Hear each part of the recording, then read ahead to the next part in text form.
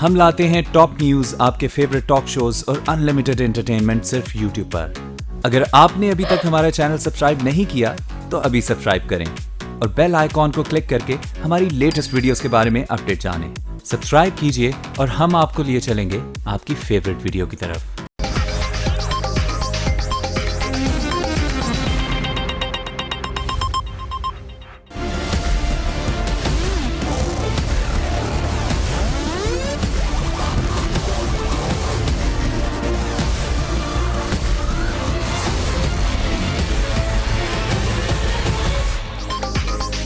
बन गया जलसा डे। वजीर आजम के हल्के कोटली सतिया में पीपल्स पार्टी का पंडाल सज गया। बिलावल भुट्टो स्टेज पर मौजूद। नून लीग का सांगला हिल में पावर शो। नवाज शरीफ और मरियम नवाज खिताब करेंगे। JUI फजल रहमान कोट अद्दू और अवामी नेशनल पार्टी नौशहरा में सियासी कुव्वत दिखाने को तैयार।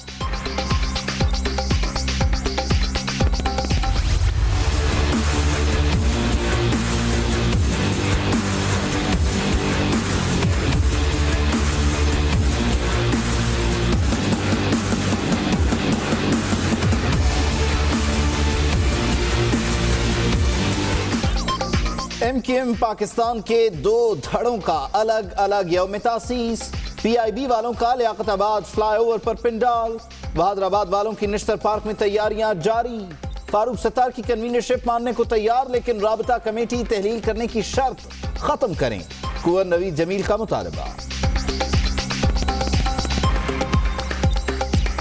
हम बहुत बड़ा दिल करके उनसे कह रहे हैं कि आप अपने माजी की गलतियों का आदा नहीं कीजिएगा। हम तमाम लोग आपको तहे दिल से तस्लीम करने के लिए तैयार हैं और आपके कन्वीनरशिप के अंदर अपना काम करने के लिए तैयार हैं। आएँ और दोबारा से तंजीम को मजबूत करें। मैं बेबी बिलावल से पूछना चाहता हूँ कि 10 साल आपकी हुकूमत रही है यहाँ। 10 साल में कराची में और अंदरूने सिंध में कोई चीज़ बताएं आपने ठीक की है। एक और सवाल मैं आपके पास छोड़ के जा रहा हूँ, कभी अपने वालिद साहब से पूछें कि वो ये अरबोपति बने कैसे हैं। 10 साल में सिंध को क्या दिया, वालिद बगैर मेहनत अरबपति कैसे बने। इमरान खान के कराची पहुंचते ही बिलावल भुट्टो से सवालात। कप्तान मेंबर साजी कैंप्स के दौरे और पार्टी रहनुमाओं से मुलाकातें करेंगे।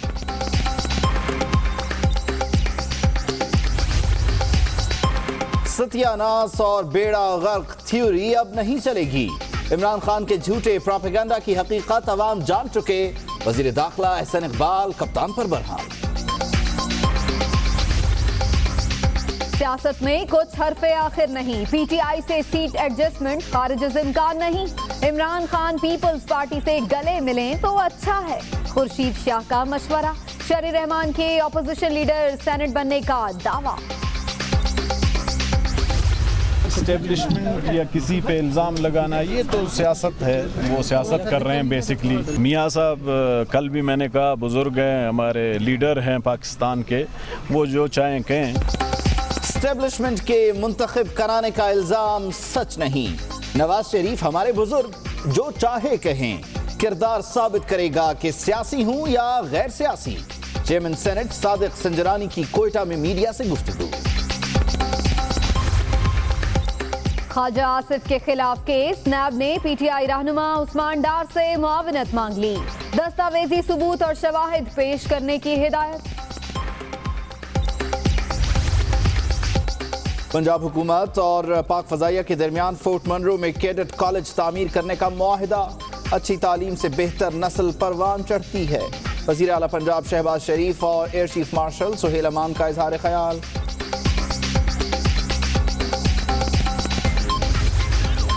दहशतगर्दी के खिलाफ जंग जीतने के लिए पाकिस्तान हमारी मदद करे। अफगान सदर अशरफ गनी का नासिर जंजुआ से मुलाकात में मुतालबा। मुशीर कौमी सलामती ने तालिबान से मुज़ाकरात रोशनी की किरण करार दे दी। Karachi police training college Saeedabad में स्कूल ऑफ इन्वेस्टिगेशन का इफ्तिताह। ऑपरेशन और तहकीकाती अमल को जदीद टेक्निक से आरास्ता करना वक्त की अहम जरूरत है। IG सिंध AD ख्वाजा की गुफ्तगू। कराची औरंगी टाउन में तेज रफ्तार डंपर ने मोटरसाइकिल सवार को कुचल दिया। मुश्तइल अफराद ने डंपर को आग लगा दी।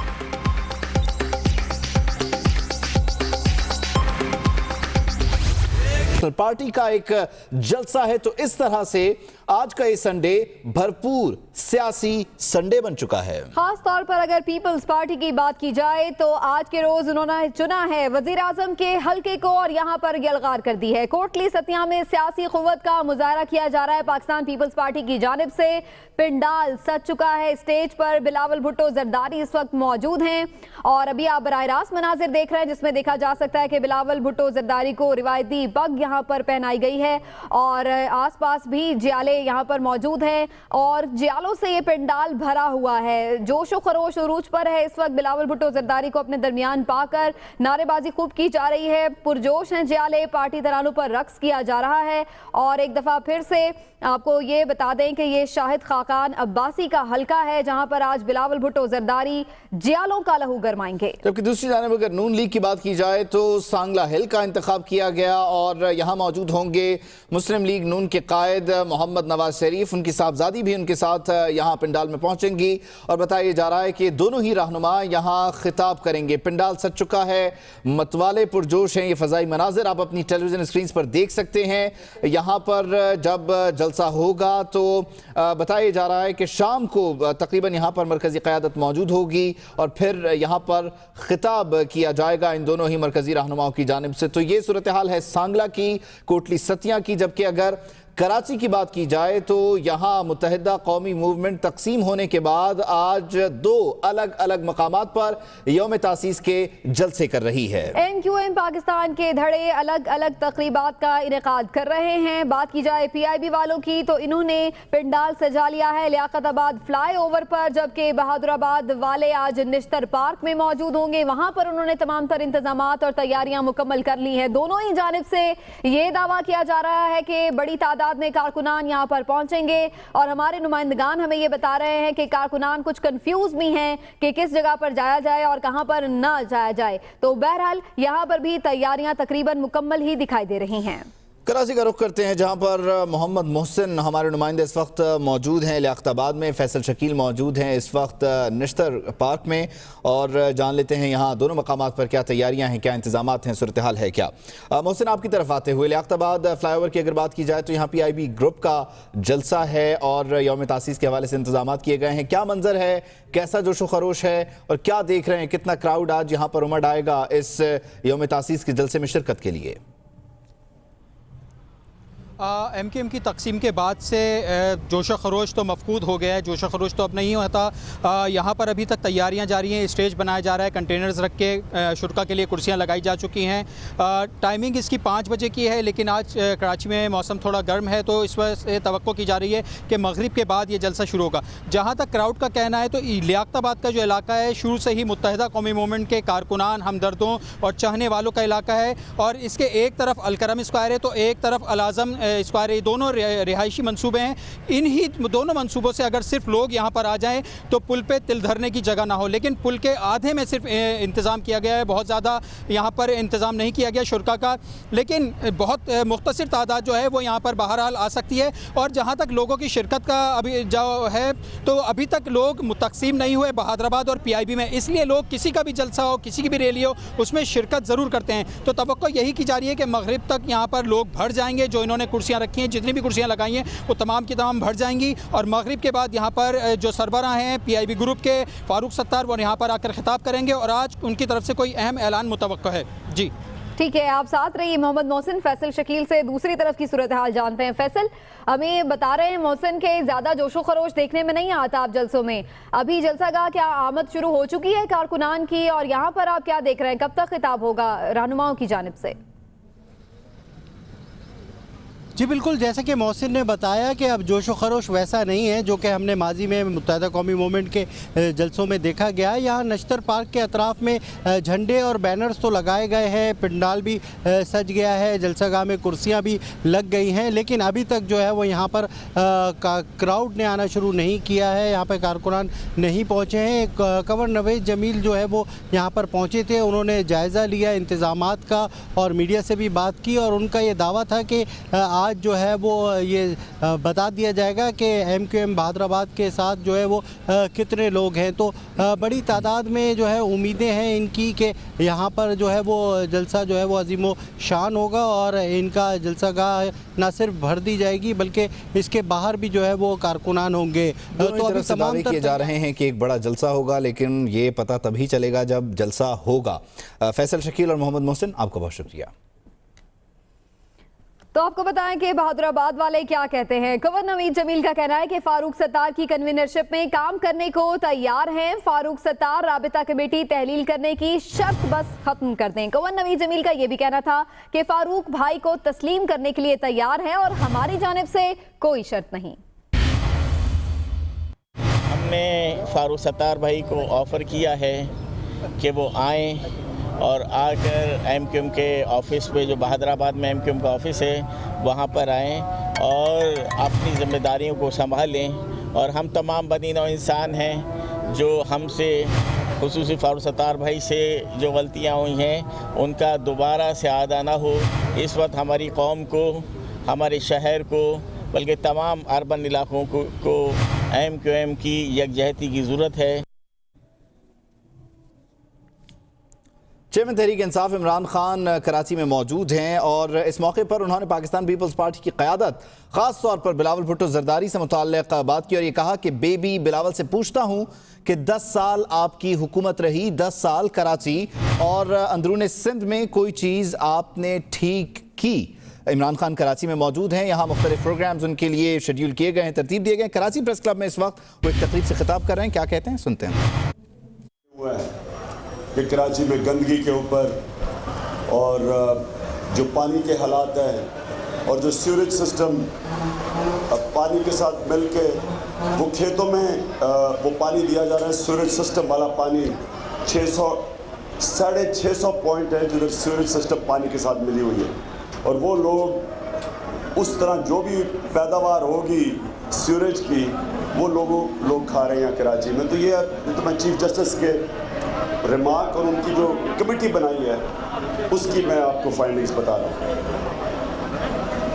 मैं इसलिए कहता हूँ कि कराची में एक चेंज की ज़रूरत है। जो कॉम्बिनेशन कराची में पिछले 30 साल से चला आ रहा है वो बड़ा वाज़ेह है कि वो कराची के मसले हल नहीं कर सके और हमारी ये कोशिश है कि इंशाल्लाह अब ये जो अभी मेंबरशिप कर रहा हूँ, आज मैं सारी दोपहर मेंबरशिप करूँगा, शाम भी कोशिश है कि कराची के लोगों को बताएं कि मसले तो सबको पता है, इसका हल क्या है। इसका कि कराची में एक नया सिस्टम चाहिए लोकल गवर्नमेंट का। पख्तूनख्वा की इस वक्त जो लोकल गवर्नमेंट है वो किसी इंडिपेंडेंट एनालिसिस आप करवा लें, उसकी कोई तजियातगार जो सारे कंपेयर करेगा वो कहेगा सबसे बेहतरीन बल्दियाती निज़ाम इस वक्त पख्तूनख्वा में। उसकी वजह यह है कि पावर नीचे तक चली गई है और लोगों के पास इख्तियारात हैं पैसे खर्च करने के, फंड्स नीचे चले गए हैं और एक एम्पावर्ड लोकल गवर्नमेंट सिस्टम है जो पहली दफ़ा पाकिस्तान के अंदर पख्तूनख्वा में इस वक्त चल रहा है।